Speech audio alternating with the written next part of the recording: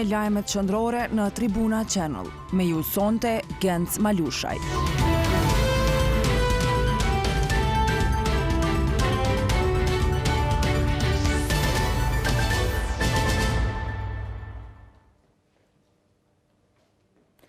Mirëmbrëma të nderuar shikues, mirëseardhët në edicionin qendror të lajmeve në Tribuna Channel. Fillimisht ju njohim me titujt kryesor të këtij edicioni.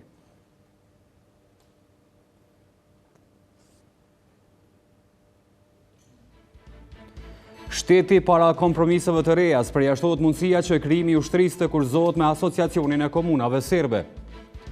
Kosova synon të hyjë në programin e partneritetit për paqe, pritet janë që antarësimi në NATO të ndodhë mes viteve 2022-2025. Misioni OKB-s nuk pret që do të ketë ndonjë transformim, UNMIK-ut mund t'i preket buxheti, por jo edhe mandati.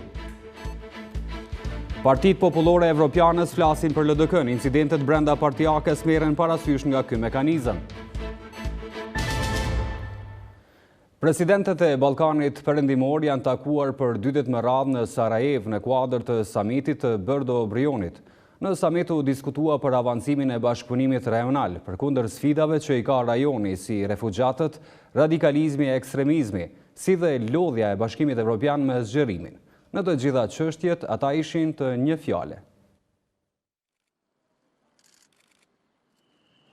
Të gjithë presidentët e Ballkanit Perëndimor janë bërë bashkë në samitin 2 ditor në Sarajevo në kuadër të procesit Brdo-Briuni. Kryesuesi i presidencës së Bosnjë-Hercegovinës, Bakir Izetbegović, si në koqiri samitit, ka thënë se është përgjegjësia e liderëve politik që jo vetëm të takohen, por dhe të përmirësojnë marrëdhëniet mes vendeve. Ndërkaq presidenti i Slovenisë, Borut Pahor, shpreh se shtetet e Ballkanit Perëndimor vetë duhet të kërkojnë mënyra për të përmirësuar bashkëpunimin dhe integrimin e rajonit. E presidentja e Kroacisë Kolinda Grabar-Kitarović fjalimin e filloi me përshëndetje. I dëshiroj mirëseardhje presidentit Thaçi, i cili është këtu për herë të parë, ka thënë ajo. Duke u gjendur për herë të parë në këtë samit, Hashim Thaçi po vlerëson se samiti po mbahet në momentin më të rëndësishëm për rajonin. Është koha për një hap të ri të ndërtimit të besimit mes popujve dhe vendeve të rajonit tonë, ka thënë presidenti Thaçi. Për presidentin e Serbisë, Tomislav Nikolić, mbijetesa e BE-s është jetike për gjithë rajonin, por vlerësoi se hyrja e Serbisë në BE nuk do të thotë asgjë pa antarësimin e vendeve tjera të Ballkanit. Sfidë më e madhe për Serbinë, tha Nikolić, është kapitulli 35 për normalizimin e plotë të marrëdhënieve me Kosovën. Çështjes së mirëbesimit ju kthye presidenti i Shqipërisë Bujar Nishani, duke shtuar se të gjitha vendet janë të përqendruara në integrimet evropiane dhe se duhet të përqendrohemi në korridorin Adriatik-Jon. Samiti përfundoi me deklaratën e përbashkët me të cilën krerët e shteteve të rajonit u zotuan për dialog, mirëkuptim, pajtim dhe besim. Kjo nismë është ide kroato-slovene dhe ajo synon të përafrojë Ballkanin Perëndimor me Bashkimin Evropian. Zotimi i kryeministrit Isa Mustafa se shumë shpejt vendi do të bëhet me ushtri ka nxitur dyshime tek partitë opozitare dhe të njohusit të çështjeve politike. Sipas tyre, qëndrimi i listës serbe për themelimin e fakut mund të ndryshojë vetëm nëse bëhet ndonjë koncesion i ri për asociacionin ose për krijimin e ndonjë komune të re serbe. Shndërrimi i forcës së sigurisë së Kosovës në forcat e armatosura po shihet si vështirë i mundshëm. Qëndrimi i listës serbe ka shi themelimin e ushtrisë së Kosovës mund të ndryshojë vetëm nëse bëhet ndonjë pazar me çështjen e asociacionit ose themelimin e ndonjë komune të re serbe. Të paktën kështu vlerësojnë zyrtarët e opozitës dhe njohusit të çështjeve politike. Në anën tjetër, në qeveri nuk ka ndonjë koment karshi këtij kurszimi. Faton Avdullahu, këshilltar politik i kryeministrit Mustafa, thotë se themelimi i fakut është shumë i rëndësishëm për stabilitetin dhe në rajon. Themelimi i forcës armatosur të Kosovës nuk mund të prolongohet gjatë. Qeveria e Kosovës vlerëson se do të ketë përkrajjen e nevojshme nga të gjithë kur të vijë koha për marrjen e një vendimi përfundimtar dhe beson se ashtu, sikundër edhe deri tani, në këtë proces do ta kemi edhe përkrajjen e fuqishme të faktorit ndërkombëtar, konkretisht SBA-ve, por edhe të Bashkimit Evropian. Për partinë më të madhe opozitare, vlerësojnë se është shumë e vështirë që faku të themelohet nga koalicioni qeverisës, në të cilin bën pjesë edhe lista serbe. Sipas tyre, ushtria mund të themelohet vetëm nëse bëhen pazare të reja me qeverinë e Serbisë. Ne menojmë që është jashtëzakonisht vështirë mundshme një gjë e tillë, edhe në rast se bëhet, domethënë rreziku qëndron që këta do të shikojnë që themelimi i ushtrisë Kosovës të jetë si një lloj të shërbej, si një lloj pazari për ta themelu zajednicën, mirë po përveç kësaj edhe është bisedu që në shkëmbim të themelimit të ushtrisë të themelohet edhe një regjiment i veçantë i forcave të armatosura për veriun. Këto janë gjërat që janë diskutuar deri tash. E kryeredaktori i gazetës Blic, Adrian Çollaku, thotë se për fakun vendosin deputetet e pakicave. Janë publiku ko pas ko dhe thotë kushtet që ata i vendosin për shumë çështje. Pra dhe thotë që ta kenë zavendës komandantin e FSK-s, të kenë qasin në AKI dhe në institucione shumë të rëndësishme. Mirë për në të njëjtën kohë pra po shihet që kushtet do të jetë çështja e asociacionit. Pra ata e kushtëzojnë. Na jepni asociacionin, do ta votojmë ushtrinë sepse është një çështje që u amundson kushtetuta dhe kësaj atyre që do ta kushtëzojnë.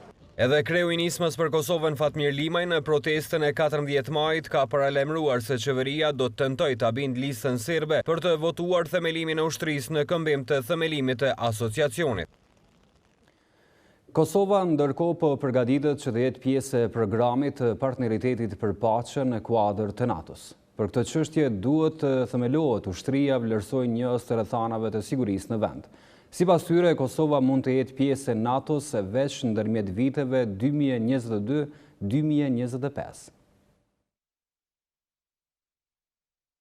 Kosova është larg antarësimit në NATO. Nëse institucionet e vendit arrijnë që gjatë këtij viti ta bindin listën serbe pjesë e koalicionit qeverisës të votoj pro ushtrisë, atëherë nga njës të rrethanave të sigurisë në vend, vlerësohet se Kosova mund të jetë pjesë e NATO-s veç ndërmjet viteve 2022-2025. Edhe pse vendi po përgatitet të jetë pjesë e programit të partneritetit për paqe në kuadër të NATO-s. Kjo pasi Kongresi Amerikan i ka bërë thirrje ambasadës amerikane në Kosovë të punojë në këtë drejtim. Burim Ramadani, ekspert i çështjeve të sigurisë, ka thënë se kjo është faza e parë dhe themelore e afrimit të një shteti me NATO-n, madje edhe nëse nuk synon antarësimin. Më tutje sipas tij Kosova duhet të kërkojë mundësinë e akreditimit të përfaqësuesve të saj në selinë e NATO-s. Madje ai thotë se janë të domosdoshme reforma institucionale për parafrim me NATO-n. Antarësimi i Kosovës në NATO sipas vlerësimit tim mund të bëhet diku mes viteve 2022-2025 me kushtin që si vjet të themelohet ushtria e Kosovës. Ndërsa Avni Islami po ashtu njësi çështjeve të sigurisë vlerëson se Kosova po pret që të tjerët të merren me çështjet e brendshme të saj, duke shtuar se formimi i ushtrisë është parakusht për partneritetin me NATO-n. Forcat armatosura të Kosovës është dashur që ka herë të kryhet ky proces dhe shteti më i ri në Evropë të jetë me të gjithë mekanizmat e vetë të sigurisë, pra edhe me ushtrinë e vetë. Siç duket, ne çdo herë po vonohemi në çështjet madhore, pra sikur ne prap po e presim meqentan që të na rregullojmë punën tona. Në qeveri e vlerësojnë lart angazhimin e Kongresit Amerikan. Faton Abdullahu, këshilltari i kryeministit Isa Mustafa, ka thënë se me këtë rast ka filluar procesi i antarësimit të Kosovës në NATO. Kjo ka të bëjë me përkrajjen e vazhdueshme dhe pa hezitim që qeveria e Kosovës i bën konceptit Veriatlantik në përgjithësi dhe sidomos atij në rajon, duke qenë kooperative dhe angazhuar në këtë proces sa zhvillimor gjeostrategjik, aq edhe stabilizues dhe paqeruajtës. Por Abdullahu vlerëson se KFOR-i do të vazhdojë të qëndrojë në Kosovë, duke përkrahur këtë proces ndërmjet Kosovës dhe programit të partneritetit për paqe. E në Tiranë ka vazhduar punimet sesioni pranveror i Asamblesë Parlamentare të NATO-s, i cili përmbahet nga 27 deri me 30 maj. Delegacionin nga Kosova i përfaqësuar nga nënkryetari i Kuvendit Xhavit Haliti ishte në punimet e Komisionit për Politikë dhe Komisionit për Mbrojtje dhe Siguri. Po ashtu Haliti zhvilloi edhe takime bilaterale me përfaqësuesit e delegacionit zvicran dhe atij grek në Asamblenë Parlamentare të NATO-s. Në takimin me udhëheqësin e delegacionit zvicran në Asamblenë Parlamentare të NATO-s, Korna Ehenberger, u diskutua lidhur me çështjet që përfshin fushën ekonomike, trajtimin e migrantëve si dhe çështjen e pensioneve. Ndërsa në takimin me udhëheqësin e delegacionit grek Christos Karagianidis, u diskutuan mundësitë për të ngritur intensitetin e takimeve në mes të parlamentarëve të dyja shteteve, duke shërbyer kështu në ngritjen e bashkëpunimit ndërparlamentar. Në të dyja takimet, delegacionet u njoftuan për seminarin që do të organizohet nga Asambleja Parlamentare e NATO-s në bashkëpunim me Kuvendin e Kosovës nga data 21 deri me 25 tetor në Prishtinë. Kuvendi i Kosovës në këtë organizat ka statusin e vëzhguesit.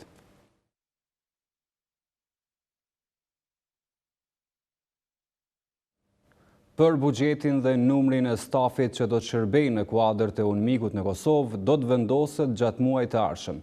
Ndonse ky mision nuk pret shkurtim të madh të buxhetit, sa i përket mandatit është i bindur se nuk do të ndryshojë. 3,5 milionë më pak buxhet dhe 20 punëtor mangut mund t'i ketë UNMIK-u nga qershori i këtij viti.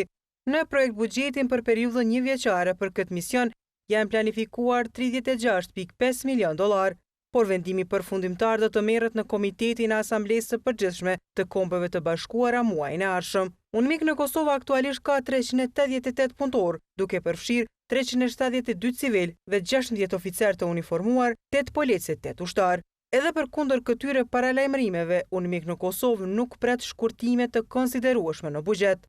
Zhan Malekzade, zëdhënës në UNMIK në një përgjigje përmes postës elektronike për Tribuna Channel, ka thënë se buxheti stabil dhe i paqëndrueshëm do të mundësonte planifikimin dhe përqendrim në punën e stafit. Se që dini UNMIK-u kishte pasur rënja të konsiderueshme në vitin 2008 dhe do të vazhdoj të veprojë në një nivel të ngjashëm të personelit dhe buxhetit. Edhe pse sipas tij, konsultimet për buxhetet e misioneve paqruajtëse të Kombeve të Bashkuara gjithmonë kanë sjellë pikpamje të ndryshme të shteteve anëtare. E kur flet për përfundim të mandatit, ai shprehet i bindur se kjo nuk do të ndodhë.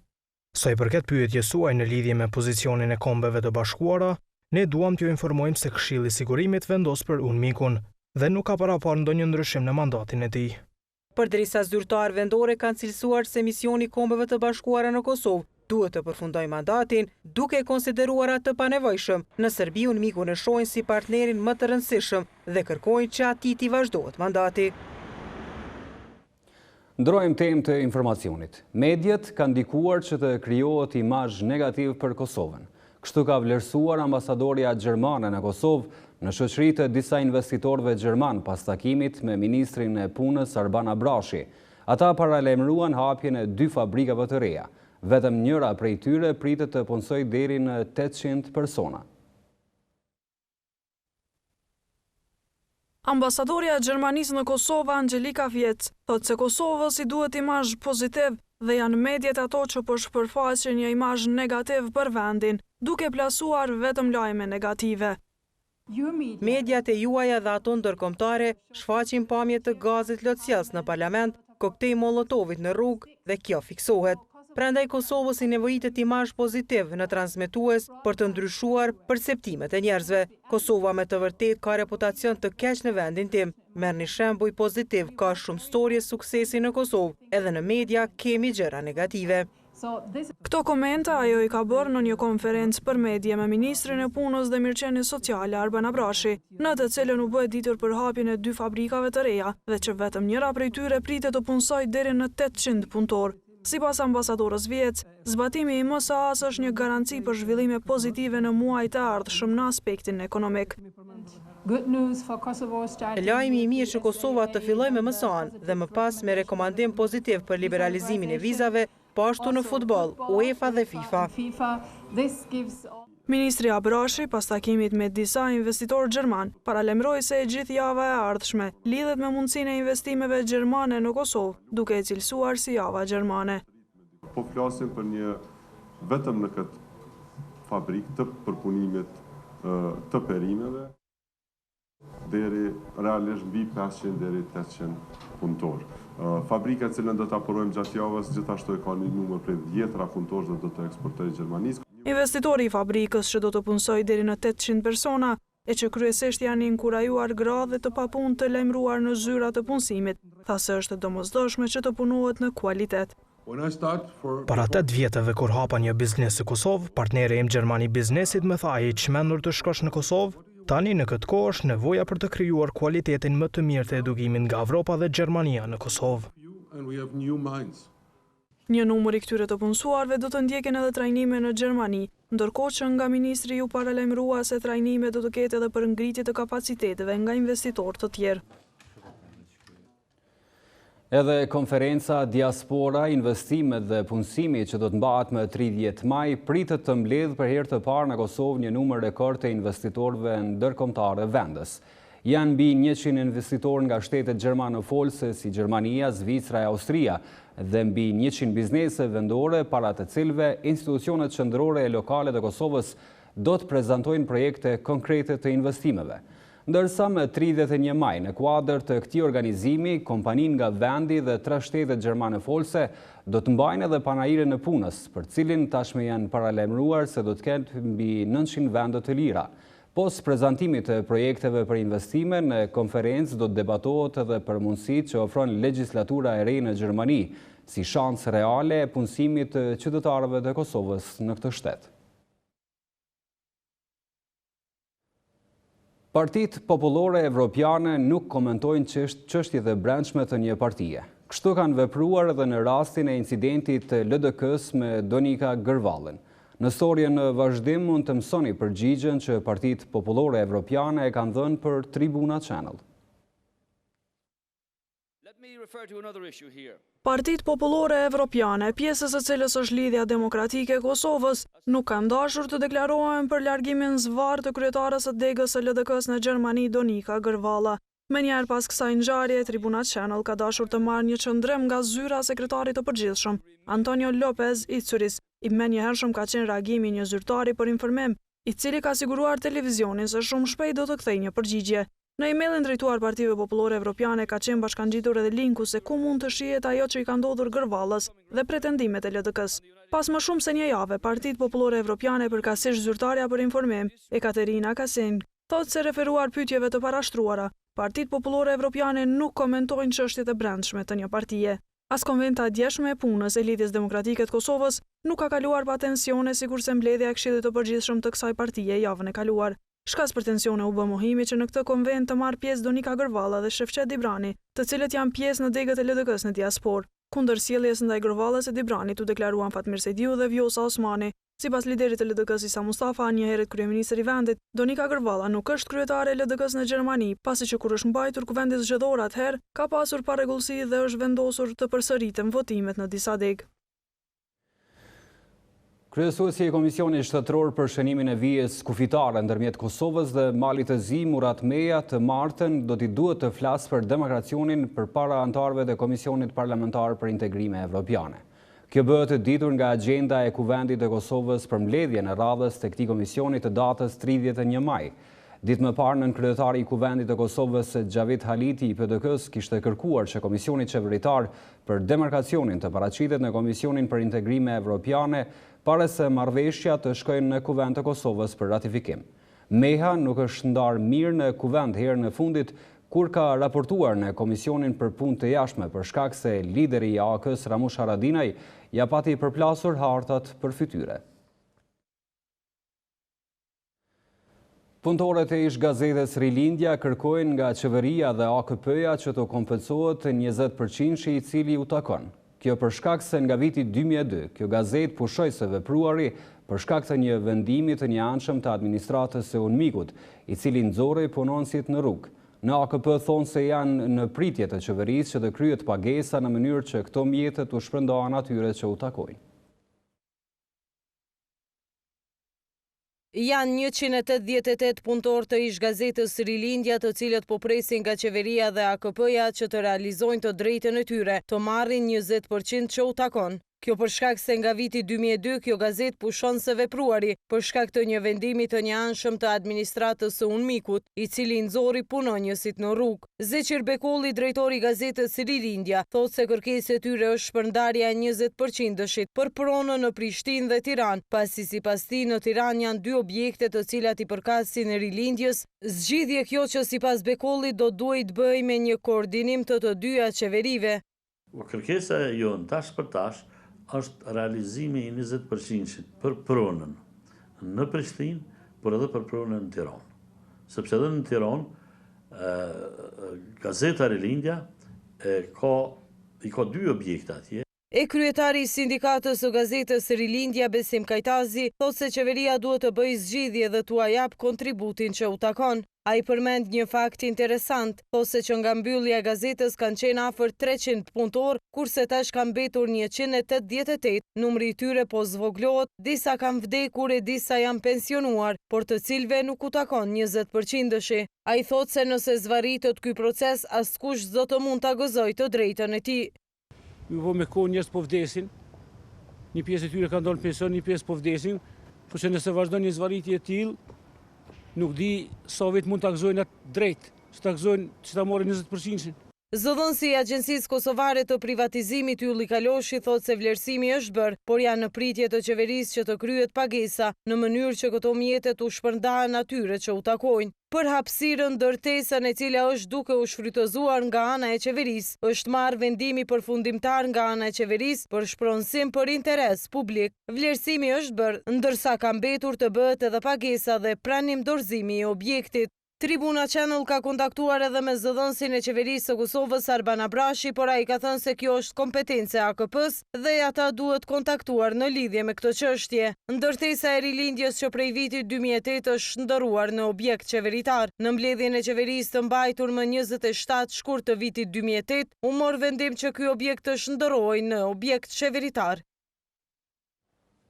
Fermerët në komunën e Prishtinës si vjet do të përkrahen me subvencione prej mbi 1 milion eurosh, të cilat do të shpërndahen nga komuna e Prishtinës në bashkëpunim me qeverinë austriake. Komuna e Prishtinës për këtë vit ka planifikuar që të përkrahë sektorin e bujqësisë me një fond prej mbi 1 milion eurosh. Fushat të cilat do të subvencionohen janë ajo e kultivimit të perimeve në ambient të mbyllur dhe fermerët të cilët do të merren me kultivimin e mjedrave. Ne jemi përcaktuar për përkrahjen e këtyre dy fushave, domethënë kultivimin e perimeve në ambient të mbyllur dhe kultivimin e mjedrës për shkak të ekonomicitetit të tyre, domethënë themi kështu për mjedër kemi një interesim shumë të madh të fermerëve për kultivimin e tyre për arsye shumë të thjeshtë, pasi që prodhimet e mjedrës, përkatësisht mjedra ka një treg të sigurt për momentin dhe gjitha këto prodhime eksportohen jashtë vendit. Ndërsa Burim Ahmeti, ekspert i bujqësisë, thotë se dhënia e subvencioneve në fushën e kultivimit të mjedrës është me interes të veçantë, duke llogaritur çmimin e arsyeshëm dhe tregun e sigurt për shitje. Mjedra është një kulturë me mjaft perspektivë, me rëndësi të veçantë, domethënë ekonomike për vendin tonë. Prandaj edhe kjo kulturë ka zgjuar interesim të fermerëve tonë për kultivimin e mos sa më të madhe, pasi që dihet se ekzistojnë kushte mjaft të volishme si ato klimatike dhe toksore për kultivimin e saj. Është me rëndësi të theksohet që prodhuesit tonë duhet të njihen edhe të vazhdojnë të ndjekin standardet që kanë të bëjnë me cilësinë që mbështetojnë në tregun e Bashkimit Evropian, kur bëhet fjalë për prodhimin e frutave të mjedrës, e që është një garanci e konkurrencës aktuale. Kosova ka të kultivuar mbi 1200 hektar mjedër dhe ka trend të zgjerimit të sipërfaqeve, pasi që vendi për kultivimin e saj ofron kushte të volitshme, si toksore gjithashtu edhe klimatike. Qytetarët të cilët kanë nevojë të marrin informata nga qendrat e mjekësisë familjare nuk janë dijeni se ka ndonjë webfaqe informuese, ndonse edhe ashtu të pakta janë këto webfaqe. Qendra kryesore e mjekësisë familjare në Prishtinë ka një webfaqe në të cilën qytetarët mund të informohen për kujdesin shëndetësor. Aty mund të kërkojnë shërbime mjekësore, dokumentet e nevojshme si dhe informata të tjera me rëndësi për ta. Por jo të gjitha qendrat e mjekësisë familjare kanë webfaqe informuese. E pacientët të cilët kanë nevojë për webe informuese shëndetësore nuk janë në dijeni se ekziston edhe ajo e qendrës kryesore të mjekësisë familjare. Jo, valla s'kum dëgju, nuk e di. Na nevojitën shumë, por nuk kum pa në për internet që ka si faqe. Se kum pa. Tribuna Channel ka provuar të marrë një përgjigje nga drejtori për shëndetësi dhe mirëqenie sociale në komunën e Prishtinës Arben Vitia, por ai në një përgjigje përmes emailit nuk ka dhënë asnjë sqarim, por vetëm ka dërguar linkun e webfaqes së qendrës kryesore të mjekësisë familjare. Ndërsa zyrtari por informim në Ministrinë e Shëndetësisë Fajkoti ka thënë se QKMF-t janë në kuadër të kujdesit parsor që menaxhohen nga komunat. Sipas tij, çdo ditë më shumë po punohet në ato që të ketë sa më shumë informata për pacientët dhe çdo mekanizëm i ri që krijohet për të ndihmuar pacientët është pozitive dhe do të mbështetet nga Ministria e Shëndetësisë. Gjatë 24 orëve të fundit, policia ka ndërhyrë në disa aksidente trafiku, në rast të vjedhjeve, por edhe në përleshje mes qytetarëve. Por sulmeve fizike nuk u kanë shpëtuar as vetë zyrtarët policor. 2 prej tyre janë sulmuar nga 2 civil, me që rast njëri ka pranuar tretman mjekësor.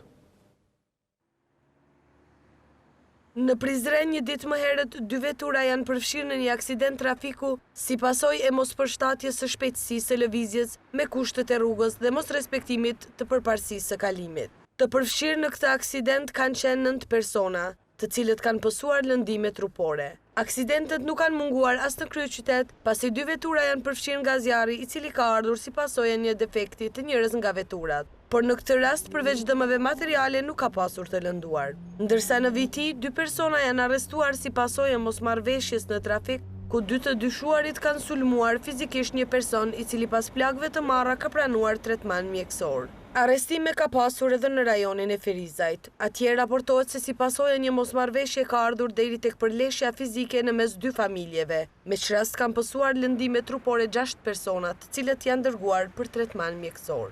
Në lidhje me rastin, policia raporton se janë arrestuar 3 persona. Vjedhje e arrestime ka pasur edhe në qytetin e Drenasit, pasi si pasojë e hyrjes me forcë në një ordinancë dhe vjedhjes së një televizori dhe një aparati për matje të tensionit, i dyshuari është arrestuar nga organet e rendit për të dërguar në mbajtje.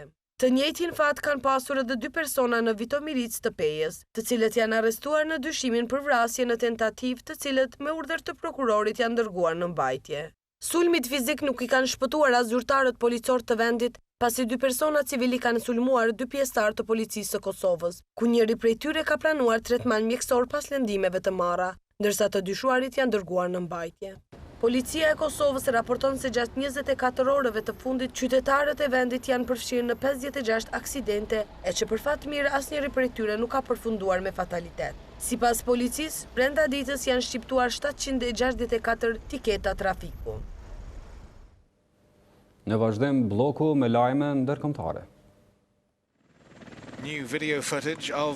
Agjencia e Kombeve të Bashkuara për Refugjat UNHCR thot se më së 700 migrantë janë mbytur në detin Mesdhe, pas fundosjes së anijeve të tyre në pjesën jugore të Italisë gjatë disa ditëve të kaluara derisa refugjatët po përpiqeshin të arrijnë në Evropë. Zëdhënësja e UNHCR-s Carlota Sami i tha agjencisë Associated Press se vlerësohet se 100 njerëz janë zhdukur nga një anije kontrabandistëve e cila ishte fundosur me 25 maj. Pjesëtarë të marinës së Italisë kanë fotografuar ngjarjet të tmerrshme të fundosjes së anijes, derisa vazhdonte operacioni për shpëtimin e atyre që ishin hedhur në det. 550 migrantë të tjerë janë të zhdukur nga një anije tjetër e cila është fundosur me 26 maj, pasi ishte larguar nga porti perëndimor Sabratha në Libi një ditë më herët. Zëdhënësja Sami ka sugjeruar se anija ku ishin afro 670 njerëz nuk kishte makinë dhe ishte ngjitur një anije tjetër kontrabanduese para se të rrekullisur dhe fundosej. Afro 25 vetë kanë shpëtuar duke notuar deri tek anija e parë, ndërsa 79 të tjerë janë shpëtuar. Janë gjetur 15 trupa të pajetë. Në tragjedinë e tretë me 27 maj janë gjetur 45 trupa të pajetë, ndërsa raportohet se shumë të tjerë ishin zhdukur pas përmbysjes së anijes ku ata gjendeshin. Ishujt jugor të Italisë janë caku kryesor i anijeve të trafikantëve të njerëzve që transportojnë migrant nga Libia për çdo javë.